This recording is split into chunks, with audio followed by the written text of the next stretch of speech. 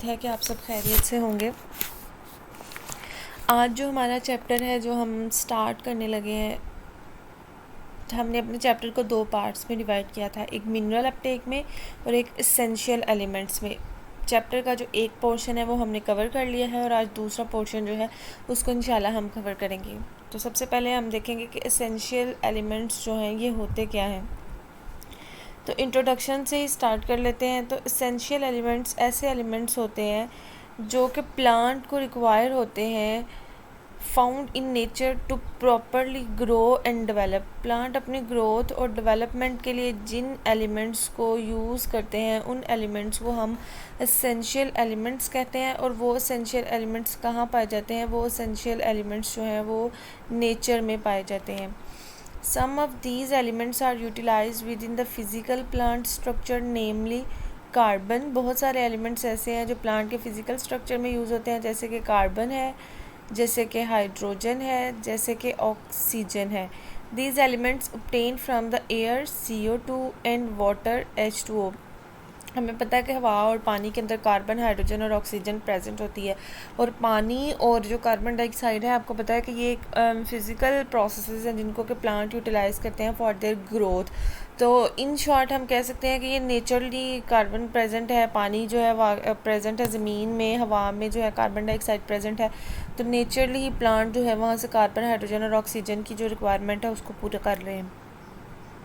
Are the basis for carbohydrates. इनको utilize करते हैं, कार्बोहाइड्रेट्स बनाते हैं through the process of photosynthesis. Carbohydrates के नतीजे में शुगर बनती है, स्टार्च बनती है, which provide strength to the cell wall, stem and leaves and are also source of energy for the plant and organism that consume the plant.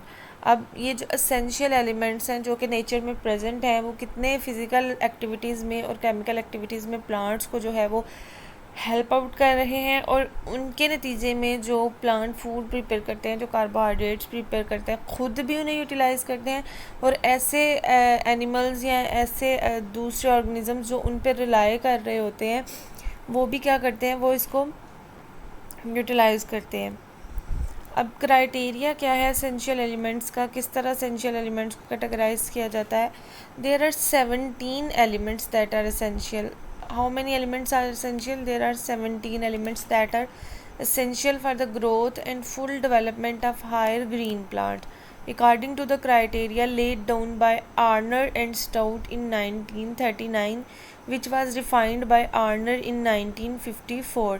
1939 में उन्होंने criteria दिया और इसको 1954 में उन्होंने रिफाइंड किया या मॉडिफाइड किया। अब वो क्राइटेरिया है क्या? A deficiency of an essential nutrient make it impossible for the plant to complete the vegetative or reproductive structure of its life cycle। Simple सी बात है कि अगर आपके पास essential nutrients जो हैं उनकी deficiency है, जैसे आपको फूड ना दी जाए, तो आपको पानी ना दिया जाए, तो आपका सर्वाइव करना मुश्किल हो जाएगा। इसी तरह प्लांट्स जो हैं इनको इनके एसेंशियल न्यूट्रिएंट्स अगर नहीं प्रोवाइड किए जा रहे, सच एज़ वाटर, बेसिक जो कंपोनेंट्स हैं वो प्रोवाइड नहीं किए जा रहे, तो वो ना तो फिर उनकी वेजिटेटिवली ग्रोथ होगी, ना ही रिप्रोडक्टिवली ग्रोथ होगी।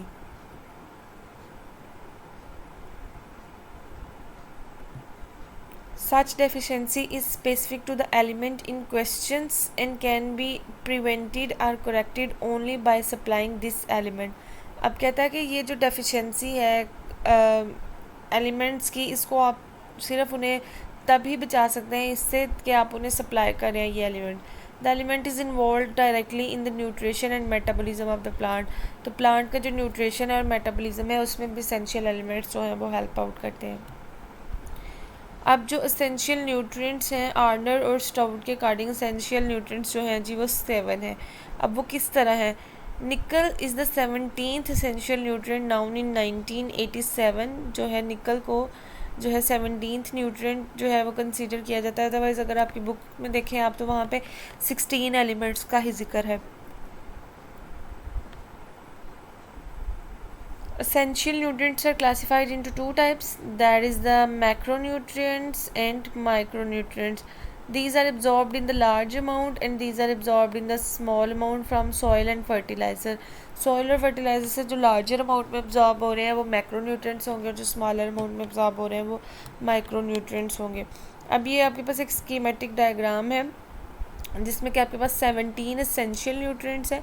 उनको आपने मैक्रो न्यूट्रिएंट्स में और माइक्रो न्यूट्रिएंट्स में, मैक्रो जो है वो 9 है और माइक्रो जो है वो 8 है. अब मैक्रो न्यूट्रिएंट्स प्राइमरी भी हो सकते हैं जो 6 हैं और सेकेंडरी भी हो सकते हैं जो कि 3 हैं. इसको आपने एमसीक्यूज़ के लिए देख लेना है. मैक्रोन्यूट्रिएंट्स से ही स्टार्ट कर लेते हैं. मैक्रोन्यूट्रिएंट्स क्या हैं? ऐसे न्यूट्रिएंट्स जो कि नो न्यूट्रिएंट्स हैं और ये हमारे पास प्लांट जो है अपनी ग्रोथ और डेवलपमेंट के लिए यूज़ करते हैं और इनको लार्ज अमाउंट में एब्जॉर्ब करते हैं. अभी हमने देखा कि हमने इनको प्राइमरी और सेकेंडरी में कैटेगराइज किया. तो कार्बन है, हाइड्रोजन है और ऑक्सीजन है और ये क्या है? ये बेसिक न्यूट्रिएंट है. नाइट्रोजन है, फास्फोरस है, कैल्शियम है, पोटेशियम है. उसके बाद आ गए सेकेंडरी न्यूट्रिएंट्स. तो इसमें सेकेंडरी न्यूट्रिएंट्स में आपके पास क्या है? कैल्शियम है, मैग्नीशियम है और सल्फ़र है. तो ये न्यूट्रिएंट्स आपने याद रखने हैं कि प्राइमरी कौन सा, सेकेंडरी कौन सा, माइक्रो कौन सा और मैक्रो कौन सा. उसके बाद माइक्रो न्यूट्रिएंट की बात कर लेते हैं. तो माइक्रो न्यूट्रिएंट जो है हमारे पास 8 न्यूट्रिएंट्स हैं जिनको प्लांट अपनी ग्रोथ के लिए यूज़ करते हैं. बोरोन है, मैंगनीज़ है, कॉपर है, जिंक है, मोलिब्डेनम है, क्लोरीन है, आयरन है, निकल है. ठीक है, निकल जो था 17th एसेंशियल न्यूट्रिएंट है, दैट वाज कंसीडर्ड इन 1987. ये एक डायग्राम है जिसमें कि ये रिप्रेजेंट करने की कोशिश की गई है कि सॉइल से जो न्यूट्रिएंट्स हैं वो कैसे प्लांट जो है उनको एब्जॉर्ब करता है और फिर प्लांट की जो ग्रोथ है वो होती है.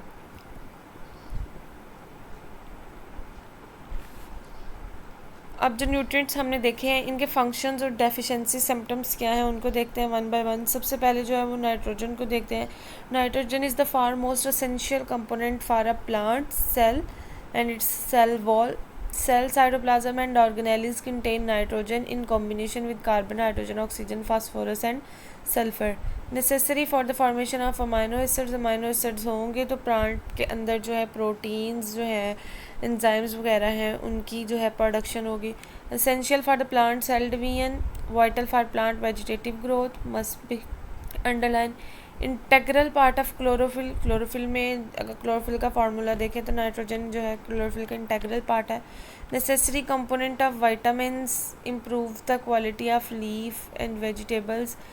Of effects energy reaction in plants. Deficiency symptoms क्या हैं? डेफिशिएंसी सिम्टम्स में हमारे पास आ जाता है कि जो लीव्स हैं वो येलो हो जाते हैं और ड्राई हो जाते हैं अगर नाइट्रोजन की कमी हो जाए. टिलरिंग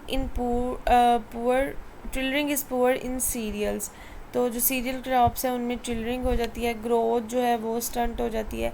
कैबेज वगैरह में there is no formation of heads की फॉर्मेशन नहीं होती. V shaped chlorosis in older leaves. तो ओल्डर लीव्स के अंदर जो है वो वी शेप्ड क्लोरोसिस हो जाता है. उसके बाद हमारे पास आ गया फास्फोरस. तो फास्फोरस में हमारे पास जो है phosphorus that is represented by P. It play great role in storage and transfer in the form of ATP and ADP. हमें पता है कि ये एनर्जी का जो है वो मेन कंपाउंड है जिसकी वजह से हम इसको एनर्जी करेंसी बोलते हैं. Essential constituent of nucleic acid, phytine and phospholipids. Involved in photosynthesis, respiration, cell division. Promotes early root formation. Improve quality of fruit, vegetables and grains.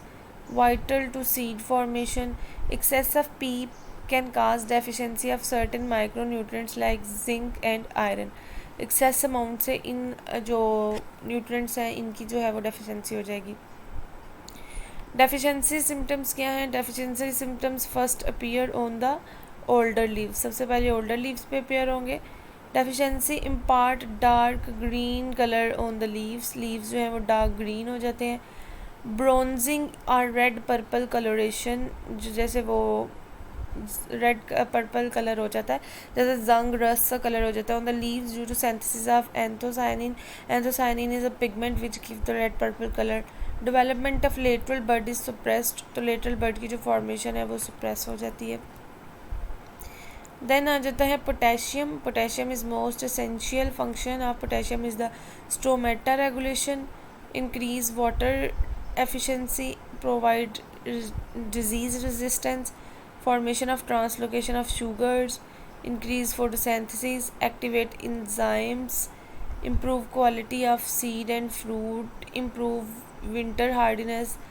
K positive ion also reduce the transpiration rate and increase photosynthetic rate. What are the deficiency symptoms? Deficiency symptoms include scorching or burning of margin. Scorching and burning is a somewhat same process, like the leaves get somewhat hard from the margins. Weakening of straw in grain crops, a reduction in turgidity of cell, stop spores of dead tissue at tips, keeping quality of fruit and vegetable is reduced. Next is the calcium. Calcium constitutes the cell wall, major component of cell wall, as we know, helps to maintain the membrane permeability and stability, retard abscission and senescence of leaf. Abscission mean stop the process of growth, and senescence mean leaf cannot show abnormal growth.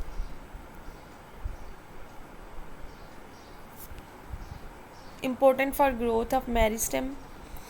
Neutralize the change on acidic molecule and phosphoric acid and other organic acid, that is citric acid, malic acid, oxalic acid, which are injurious to the plant.